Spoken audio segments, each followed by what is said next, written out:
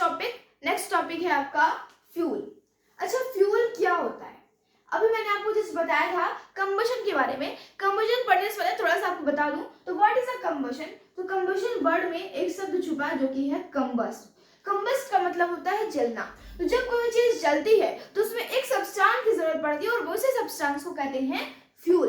अगर आपको एक शब्द में बोला जाए तो फ्यूल क्या होता है, तो एक ऐसा सब्सटेंस जिसको कि एनर्जी प्रोडक्शन में जो ऐसा सब्सटेंस मदद करे उसी सब्सटेंस को क्या कहते हैं, फ्यूल कहते हैं। ठीक है, कंबशन एक ऐसा प्रोसेस जिससे कि कुछ एनर्जीज प्रोड्यूस होती हैं, और क्योंकि यहाँ पे एनर्जी प्रोड्यूस हो रही है, ये किस सब्सटेंस की मदद से हो रहा है, ये मदद हो रहा है कुछ सब्सटेंस की मदद से। उन्हीं सब्सटेंस को क्या कहा जाता है, फ्यूल कहा जाता है। ठीक है, बात समझ में आई? फ्यूल क्या होता है। आगे बढ़ते हैं इसके सब टॉपिक की तरफ। दूसरा है क्लासिफिकेशन ऑफ फ्यूल।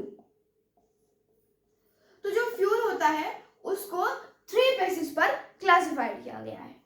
फर्स्ट होता है आपका on the basis of occurrence, मतलब किस बेसिस पर ऑकर हो रहा है। नेचुरल में आप नेचुरल में जैसे कोल होता है, पेट्रोलियम होता है, नेचुरल गैस भी होता है, तो वो किस फॉर्म में ऑकर हो रहा है। अगर वो पहले से मान लो वो लिक्विड फॉर्म में ऑकर हो रहा है, अगर उसको लिक्विड फॉर्म में यूज कर ले रहे हैं, मतलब जैसे पेट्रोलियम है, पेट्रोलियम लिक्विड फॉर्म में ऑकर हुआ नेचुरली। अब हम लोग ने उसको कैसे यूज किया, हम लोग ने भी उसे एज ए लिक्विड यूज कर लिया, तो वो फ्यूल कैसा हो गया, वो फ्यूल हो गया प्राइमरी फ्यूल। Primary fuel. दूसरा होता है आपका सेकेंडरी फ्यूल। ये दोनों ही क्लासिफाइड है on the basis of occurrence. ठीक है, तो on the basis of the occurrence there are 2 types, primary and secondary fuel. Primary fuel का मतलब होता है ऐसा फ्यूल वो जिस स्टेट में ऑकर हो उसी स्टेट में अगर उसको यूज कर लिया जाए तो उसको प्राइमरी फ्यूल कहते हैं। ऐसा फ्यूल जो जिस स्टेट में ऑकर हो उसका स्टेट चेंज करके फिर उसको यूज किया जाए तो उसको सेकेंडरी फ्यूल कहते हैं। स्टेट चेंज करने का मतलब ये नहीं है कि सॉलिड लिक्विड गैस, मान लो कोई चीज ऑकर हो रही है, जैसे फ्रूट्स ऑकर होते हैं हम लोग उसे धुल के खाते हैं, तो क्या है भाई, फ्रूट्स भी एक फ्यूल है, आपको पता है फ्रूट्स भी एक फ्यूल है। क्यों? क्योंकि हम उसे खाते हैं, हमें हमारे अंदर एनर्जी प्रोड्यूस होती है, फिर हम लोग चलते फिरते काम वगैरह करते हैं, तो एप्पल भी एक फ्यूल हो गया। बोलो हाँ है फ्यूल। तो वो जो फ्यूल है वो जैसे ऑकर हुआ हम लोग उसको धुल के खा लिया, धुला वो दूसरी बात है, खाया ना हम लोग ने उसी फॉर्म में खाया, तो वो हो गया आपका प्राइमरी फ्यूल हो गया। अभी हम बात करें सेकेंडरी फ्यूल। ऐसा फ्यूल आपको पेट्रोलियम ऑकर हो रहा है, पेट्रोलियम वगैरह बोले तो पेट्रोलियम सेकेंडरी फ्यूल में आता है। क्यों आता है? क्योंकि पेट्रोलियम जब होता होगा, जब निकाला जाता होगा उसको धरती से, अर्थ से जब निकाला जाता है तो बहुत ज्यादा गंदा नहीं होता होगा, तो उसकी गंदगी को निकालने के लिए उसको रिफाइन किया जाता है। अगर आपको याद तो मैंने आपको बताया था रिफाइनिंग प्रोसेस, मैंने आपको बताया था पूरा। तो जो रिफाइनिंग प्रोसेस हुआ और फिर उसको इस्तेमाल किया गया तो वो आ गया सेकेंडरी फ्यूल में। ठीक है, यहाँ तक बात समझ में आई? On the basis of the occurrence. दूसरा होता है आपका on the basis of physical state, मतलब कोई भी फ्यूल है उसका फिजिकल स्टेट क्या हो रहा है। अब आपको पता है, अगर आपको याद, वैसे आपको तो याद होगा कि जो कोई भी चीज होता है, जो भी चीजें नेचुरली ऑकरिंग होती है, हमारे कोई भी चीज धरती पर है, वो एक्चुअली में 3 स्टेट में हो सकती है। उसकी 3 फिजिकल स्टेट है। पहला होता है सॉलिड, दूसरा होता है लिक्विड, तीसरा होता है गैस। तो जो फ्यूल्स होते हैं अगर वो सॉलिड स्टेट में हो रहे हैं तो वो सॉलिड वाले पार्ट में चले गए, अगर लिक्विड नेचुरली ऑकर कर रहे हैं तो लिक्विड वाले पार्ट में चले गए, नेचुरली वो गैस में हो रहे हैं तो गैस वाले पार्ट में चले गए। बात समझ में आई? ठीक है, ये दोनों में कोई डाउट, इसमें तो आपको कोई डाउट नहीं, बिल्कुल सिंपल है। ऑक्यूरेंस में प्राइमरी फ्यूल जैसे आ रहा है वैसे यूज कर लिया जाए तो प्राइमरी फ्यूल। सेकेंडरी फ्यूल जिस जैसे आ रहा है उसमें थोड़ा कुछ चेंजेस करके फिर उसको यूज किया जाए तो वो आता है सेकेंडरी फ्यूल। ठीक है, तो थर्ड और लास्ट बेसिस होता है जिसपे कि फ्यूल क्लासिफाइड किया गया है, वो होता है आपका अवेलेबिलिटी के हिसाब से। अगर आपको याद हो, जिससे पहले भी मैं आपको कोल एंड पेट्रोलियम में पिछले चैप्टर में आपको कुछ चैप्टर में आपको रिन्यूएबल नॉन रिन्यूएबल से आपका हाथ मिलवा चुकी हूँ। अब अवेलेबिलिटी के बेसिस पर कोई भी फ्यूल 2 टाइप का होता है। पहला होता है रिन्यूएबल, दूसरा होता है non renewable. Renewable non renewable का मतलब होता है ऐसी चीजें जो जल्दी ही रिप्लेनिश हो जाए, उनको कहते हैं रिन्यूएबल फ्यूल्स, और जो चीजें जल्दी ना रिप्लेनिश हो पाए उनको कहते हैं नॉन रिन्यूएबल। अब आप बोलोगे आपको कहने का मतलब क्या है? कहने का मतलब ये है कि मान लो कोल एंड पेट्रोलियम को यूज इस्तेमाल कर रहे हो, आप उसको इतनी देर तेज इस्तेमाल करने लगे। आपको पता है कोयल एंड पेट्रोलियम क्या है, फॉसिल फ्यूल्स है। क्या है कोयल एंड पेट्रोलियम, फॉसिल फ्यूल्स है। उनको क्या होता है, उनको वापस बनने के लिए मिलियंस ऑफ ईयर्स लगते हैं। बोलो हाँ बिल्कुल लगते हैं। हम लोग जिस मात्रा में इसे यूज कर रहे हैं वो तो बहुत जल्दी खत्म हो जाएगा ना। जब जल्दी खत्म हो जा रहा है तो वो खुद को जल्दी रिप्लेनिश नहीं कर पा रहे, वापस नहीं बन पा रहे ना उसको बनने में, लेकिन कितने साल लग रहे हैं, मिलियंस ऑफ ईयर्स लग रहे हैं। तो क्योंकि मिलियंस ऑफ ईयर्स लग रहे हैं तो वो रिन्यूएबल में आ गया। अब भाई आप पानी देख लो, पानी खत्म कभी नहीं होता, वाटर कभी खत्म नहीं होता, बल्कि वाटर की एक साइकिल चलती रहती है। हम लोग बोलते हैं ना कि पानी धीरे धीरे खत्म हो रहा है, तो पानी नहीं खत्म हो रहा है, पानी उतना ही है धरती पर। हम लोग क्या कर रहे हैं, जितना साफ पानी था उसको इनफेक्ट सॉरी हम लोग उसको क्या कर दे रहे हैं, उसको हम लोग गंदा कर दे रहे हैं। इस वजह से वो हमारे इस्तेमाल में फिर आएगा नहीं, तो वो क्या हो गया, गंदा हो गया। लेकिन पानी धरती पर उतना ही है, तो वो क्या हो गया, नॉन रिन्यूएबल हो गया, सॉरी। तो ऐसे ही जल्दी जल्दी रिप्लेनिश हो जाए, जैसे वाटर, एयर, सनलाइट, उसको कहते हैं रिन्यूएबल। नॉन रिन्यूएबल मतलब क्या होता है, जो चीज जल्दी ना रिप्लेनिश हो पाए, इससे आपके सारे फॉसिल फ्यूल्स सारे नहीं आएंगे, जैसे मान लो कोयल एंड पेट्रोलियम, नेचुरल गैस, ये आ गए आपके नॉन रिन्यूएबल में। यहाँ तक बात समझ में आई। क्लासिफिकेशन ऑफ फ्यूल, और फ्यूल क्या होता है इसमें कोई डाउट हो तो बताओ मुझे, वैसे होना नहीं चाहिए। आगे बढ़ते हैं, ये था आपका second topic, classification of fuel. अब बढ़ते हैं नेक्स्ट टॉपिक की तरफ, फ्यूल का ही तीसरा सब टॉपिक, और वो है फ्यूल एफिशिएंसी।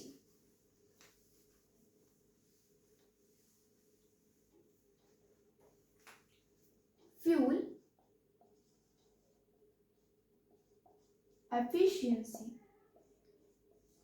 तो देखो जो फ्यूल होता है, अच्छा फ्यूल अभी आप कंबस्टिबल, कंबशन हम लोग पढ़ना है, इसलिए मैंने आपको बताया कंबशन मतलब होता है जलने की प्रक्रिया।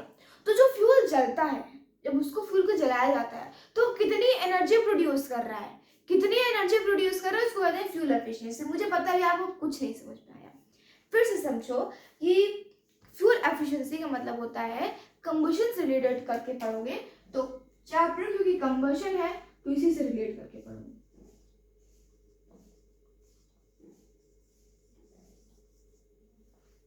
ठीक है, तो कंबशन हो रहा है, अगर किसी कंबशन मतलब होता है जलना, कोई भी फ्यूल को अगर जलाया जा रहा है तो उससे कितनी अमाउंट ऑफ हीट एनर्जी, कितनी amount of light energy produce हो रही है, उसी को कहते हैं फ्यूल एफिशिएंसी।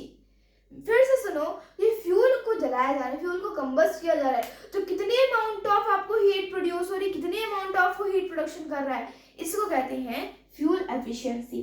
अगर मैं आपसे बोलूं कि आपको क्या करना है, कि आपको मैं कितनी लंबी आपको मेजर करना है, तो आप क्या करोगे, लेके आओगे मम्मी का इंची टेप।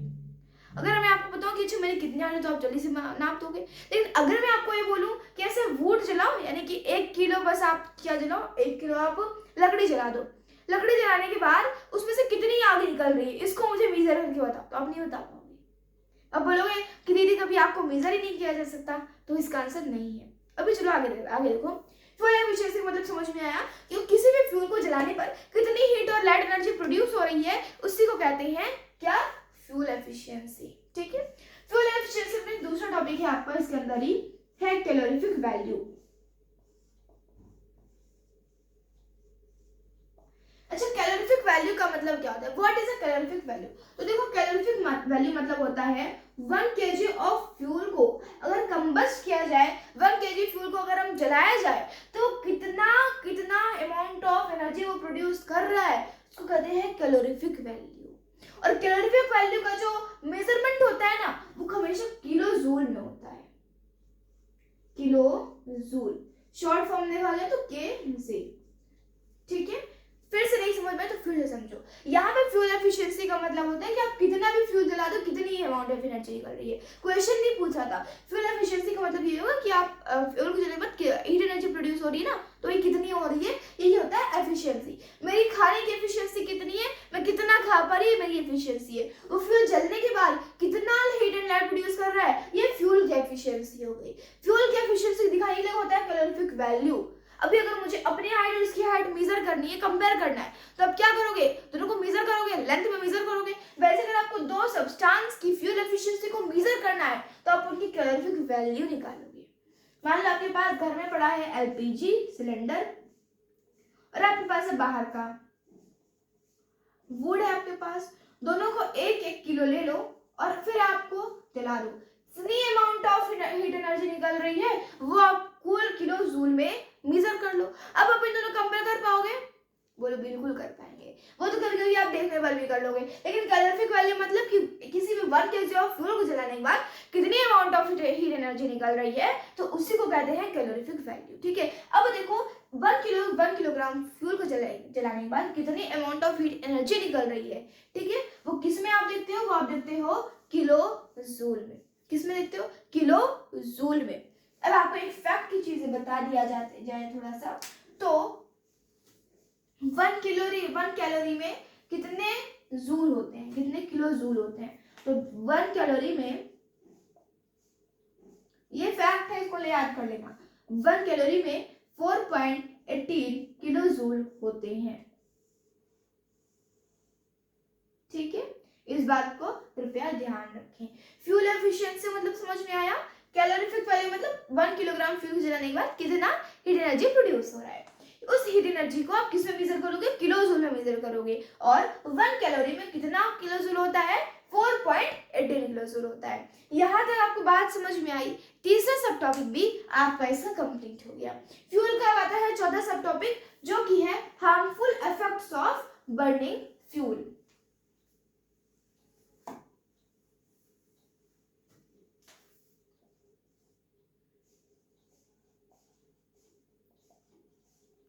अगर आपको याद हो तो मैंने आपको बताया था भी, हम मेन अगर आपको, क्योंकि आप कोल, पेट्रोलियम, नेचुरल गैस पढ़ चुके हो, तो आपको इस चैप्टर को समझने में थोड़ी सी आसानी हो रही होगी। देखो कैसे आसानी हो रही है, हम समझो। अभी हम लोग पढ़े हैं कोल, पेट्रोलियम एंड नेचुरल गैस।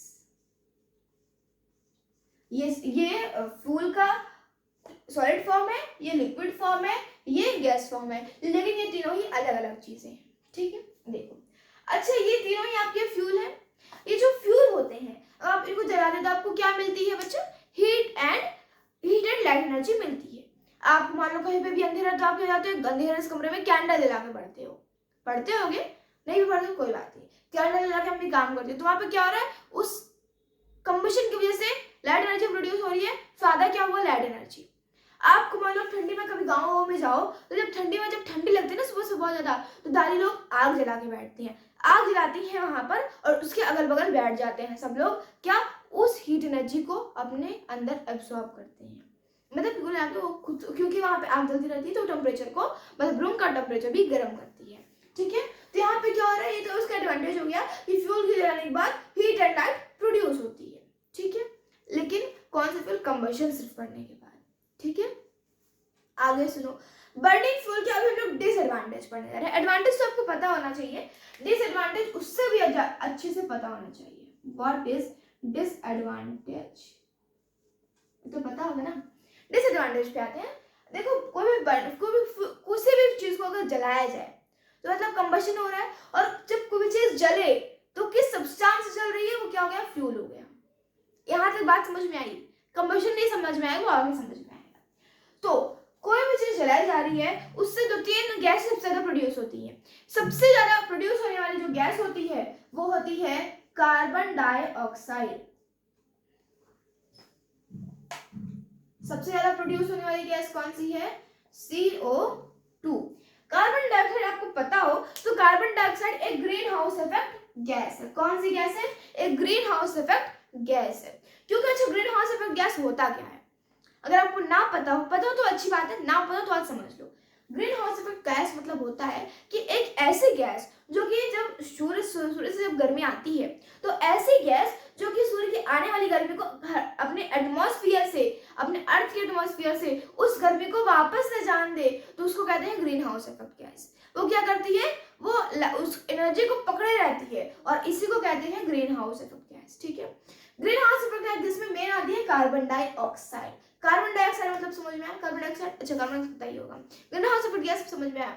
अब देखो कार्बन डाइऑक्साइड क्या करती है, जब सनलाइट की तरफ से आती है हीट एनर्जी, तो कार्बन डाइऑक्साइड पकड़ लेती है सारी हीट एनर्जी को और वापस जाने नहीं देती है। और क्योंकि अब ज्यादा कार्बन डाइऑक्साइड प्रोड्यूस हो रहा है, तो जितना ज्यादा कार्बन डाइऑक्साइड प्रोड्यूस होगा, उतना ज्यादा हीट एनर्जी धरती के अंदर कैद होगी, और जितना ज्यादा हीट एनर्जी धरती के अंदर कैद होगी, उतना ज्यादा ग्लोबल वार्मिंग काज होगा।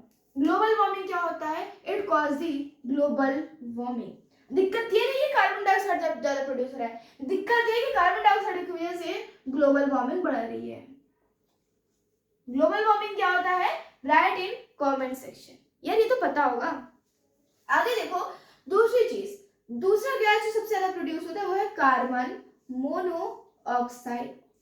आपको बता दिया है कि कार्बन डाइऑक्साइड तो दूसरा उसके बाद प्रोसेस होता है, लेकिन कार्बन मोनोऑक्साइड को अगर हम लोग सांस मतलब उसको ब्रीथ भी कर लेना तब भी डिफरेंट डिसीज होने लगती है, तभी डिफरेंट डिसीजेस होने लगती है। तो यहाँ पे क्या है, carbon monoxide is a very dangerous gas है, बहुत डेंजरस गैस होती है, जो कि कब प्रोड्यूस होती है, जब कुछ फ्यूल को बर्न किया जाए, ठीक है। तीसरा देखो, या फिर आप इसी में ले लो दूसरे वाले टॉपिक में, तो कुछ गैसेस आती होती है, जैसे कुछ चीजों को जलाया जाए, जलाने के बाद आप देखोगे उसमें से काला काला धुआं निकलता है। क्या निकलता है, काला काला धुआं। तो उसी काले काले धुआं क्या कहते हैं, वो काला काला धुआं डिफरेंट और भी ज्यादा खतरनाक गैस होती है, डेंजरस गैसेस होती हैं। अगर आप उनको सूंघो तो डिफरेंट रेस्पिरेटरी डिसीजेज होती हैं।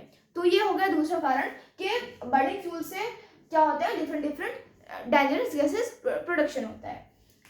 Carbon dioxide causes global warming. Second, carbon monoxide or other harmful gases cause the respiratory diseases. Third आप जानो, थर्ड जब किसी भी फ्यूल को बर्न करो तो दो गैसेस और प्रोड्यूस होती हैं। एक होता है सल्फर डाइऑक्साइड, दूसरा होता है नाइट्रोजन। नहीं यार,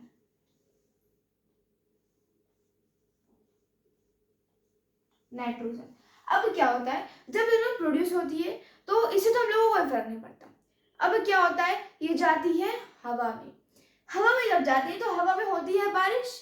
बारिश में क्या होता है, जब ये दोनों चीजें आसमान में जब वाटर वेपर से रिएक्ट करती हैं, तो वाटर वेपर से रिएक्ट करके ये क्या बनाती हैं, ये बनाती हैं, ये सल्फर डाइऑक्साइड क्या बन जाता है, सल्फरिक एसिड बन जाता है। ऑक्सीजन से नहीं रिएक्ट करती, पानी से नहीं रिएक्ट करती है, किससे रिएक्ट करती है, वाटर वेपर से रिएक्ट करती है। इस बात का ध्यान रखना। क्या बनाती है, सल्फरिक एसिड, और नाइट्रोजन से नाइट्रिक एसिड। अब जब बारिश होती है तब साथ साथ में इन दोनों की भी बारिश होती है। क्या किसकी बारिश हुई, एसिड की बारिश हुई। और किस एसिड की, सल्फरिक एसिड और नाइट्रिक एसिड। इस वाले पार्ट को अच्छे से याद रखना। सबसे dangerous gas carbon monoxide gas. Global warming कौन कॉज करता है, carbon dioxide gas. Green house effect सबसे ज्यादा गैस कौन सी है, कार्बन डाइऑक्साइड। सबसे एसिड रेन में किसकी सबसे कौन सी सबसे ज्यादा मुख्यता होती है, सल्फर डाइऑक्साइड, नाइट्रोजन ऑक्साइड। ये लोग किससे रिएक्ट करके एसिड बनाते हैं, वाटर वेपर से रिएक्ट करके एसिड बनाते हैं। इतने यहाँ से क्वेश्चन बन सकते हैं, इसे ध्यान से पढ़ो। टाइम टेकन है माना, लेकिन चीजें ध्यान से पढ़ो, ठीक है। टॉपिक सारे ना समझ में, ठीक है। आगे देखो, सल्फरिक यहाँ पे एसिड क्या होता है, यहाँ पे एसिड की बात आती है। एसिड की विशेषता बताती हूँ कि एसिड जब भी किसी को पड़ती है तो किसी चीज जला देती है, ऐसी चीजें। अब जब रेन हुई तो साथ साथ में ये भी आई, इसके साथ आई, ये दोनों रेन के साथ आई। और इस रेन में क्योंकि एसिड भी जुड़ गई तो इस रेन को रेन नहीं, इस रेन को एसिड रेन कहा जाता है। और पता है, जहाँ पे एसिड रेन होती है ना, वहां से लोग भाग जाते हैं। पता अगर किसी को पता चल जाए तो वहां से लोग भाग जाते हैं।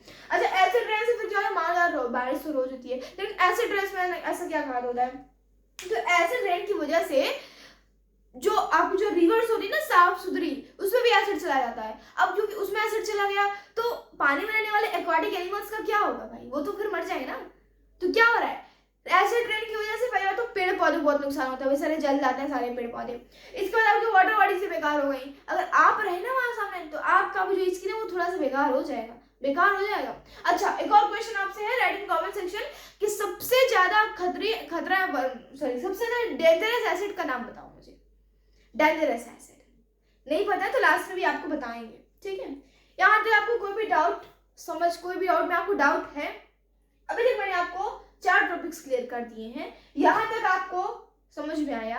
अब आते हैं अपने 5th एंड लास्ट टॉपिक में, जो कि है एक आइडियल फ्यूल क्या होता है। 5th है ideal fuel. What is an ideal fuel, वो फ्यूल जो कि आपको आसानी से मिल जाए, जो सस्ता हो, ज्यादा महंगा भी ना हो, उसकी कैलोरीफिक वैल्यू ज्यादा हो, प्रॉपर इग्निशन टेम्परेचर हो, जिसका सब कुछ सही, जो सब तरह से परिपक्व हो, जो सब तरह से बैलेंस्ड हो, उस फ्यूल को क्या कहते हैं, आइडियल फ्यूल कहते हैं। ठीक है, फिर से पढ़ा जाए तो आइडियल फ्यूल के पास 5 कैरेक्टरिस्टिक होती हैं, 5 कैरेक्टरिस्टिक होती हैं, और उनको हम लोग पढ़ने जा रहे हैं। तो फर्स्ट क्या होता है आपका, प्रॉपर इग्निशन टेम्परेचर होता है, प्रॉपर इग्निशन टेम्परेचर होता है। दूसरा, लो content of non volatile matter होना चाहिए, या फिर ना हो तो ज्यादा अच्छा है, लो content of non volatile matter होना चाहिए। अभी समझाऊंगी, रुको। तीसरा होता है absence of poisonous gases, absence of poisonous gases. चौथा क्या होता है, abundance and लेट हो रहा है, and easy availability। और लास्ट होता है आपका लो कॉस्ट। ठीक है, ये जिस भी फ्यूल के पास ये 5 कैरेक्टरिस्टिक्स हैं, समझ लो वो आपका आइडियल फ्यूल है। ठीक है, अब सभी आपको चीज समझा दूं, हो चुके हैं लगभग 20 मिनट, चलिए इस टॉपिक को क्लियर करते हैं। प्रॉपर इग्निशन टेम्परेचर, भी आपको इग्निशन टेम्परेचर इस वीडियो के आगे पता चलेगा, तो इसलिए वीडियो के आगे तक बने रहना। तो उस सब्सटेंस का प्रॉपर इग्निशन टेम्परेचर होना चाहिए। दूसरा, लो quantity of non volatile matter, इसको हाईलाइट करो कि नॉन वोलेटाइल मैटर क्या होता है, कॉपी में लिखो what is non volatile matter, answer में लिखो वो ऐसा सब्सटेंस, वोलेटाइल मतलब होता है ज्वलनशील, ज्वलनशील, तो मतलब वो चीज है, वो मैटर जो कि जलने वाला हो तो उसको वोलेटाइल मैटर कहते हैं, जलने वाला ना हो तो नॉन वोलेटाइल मैटर। आप ध्यान दियो कि वुड को जलाने के बाद बचता है राख, तो सॉरी लास्ट में बचता है राख, लास्ट में क्या बचता है, राख, राख को कालिक, कालिक बचता है, सॉरी कालिक तो नहीं, राख बचता है, तो उस राख को साइंस के लैंग्वेज में रेसिड्यू कहा जाता है, इस बात को ध्यान रखना, नहीं भी ध्यान रखोगे तब भी काम चल जाएगा। उसको क्या कहते हैं, नॉन वोलेटाइल मैटर कहते हैं। तो कोशिश ये रहती है कि आप वो जो फ्यूल है उसको जलाने के बाद कम नॉन वोलेटाइल मैटर निकले, और कोशिश ये भी रहती है कि ना ही निकले तो ज्यादा अच्छा है। आगे है एब्सेंस ऑफ पॉइजनस गैसेस, उस फ्यूल को जलाने के बाद पॉइजनस गैस बिल्कुल भी प्रोड्यूस ना हो। आपने देखो कभी कभी कुछ कपड़ों को जलाने के बाद या पॉलीथीन जलाने के बाद, जब उसको जलाने के बाद होता है काला काला धुआं प्रोडक्शन, जब प्रोडक्शन होता है तो होता है काला काला, देखने में पता चल जाता है कि वो पॉइजनस है। तो क्योंकि पॉइजनस है तो ऐसा बिल्कुल भी नहीं होना चाहिए, जलाने के बाद पॉइजनस गैस नहीं प्रोड्यूस होनी चाहिए। चौथा होता है इजीली अवेलेबिलिटी, अवेलेबिलिटी आप समझ लो कि अवेलेबल होना चाहिए, आसानी से आपको अवेलेबल रहे, आसानी से मतलब आपको होना चाहिए कि बहुत ज्यादा पता चला दूर दूर से मंगाना पड़े, हाँ मिल जाए आपके आसपास। दूसरा होता है लो कॉस्ट, ज्यादा कॉस्टली भी ना हो, लो कॉस्ट हो। ठीक है, तो जिस भी फ्यूल के पास ये सारी 5 चीजें हैं वो आपका आइडियल फ्यूल हो गया। अब आप मुझे बताओगे कि आइडियल फ्यूल क्या है। ठीक है, ये 5 प्रॉपर्टी आई होप आपको क्लियर हुई होगी। इन 5 प्रॉपर्टी को छोड़ो, आपको फ्यूल टॉपिक समझ में आया। अच्छा, वो अभी मैंने आपको क्या पढ़ाया, मैंने आपको 5 टॉपिक पढ़ाया। व्हाट इज अ फ्यूल, मैंने आपको पहले पढ़ाया what is a fuel, classification of a fuel, fuel efficiency, harmful effects of a fuel, और लास्ट टॉपिक था आइडियल फ्यूल। आपको समझ में आया? अगर कोई भी डाउट है तो राइट इन कमेंट सेक्शन। आज के लिए इतना ही, मिलते हैं नेक्स्ट वीडियो लेक्चर में। नेक्स्ट वीडियो लेक्चर में हम बात करेंगे सेकंड टॉपिक जो कि रहेगा कंबशन।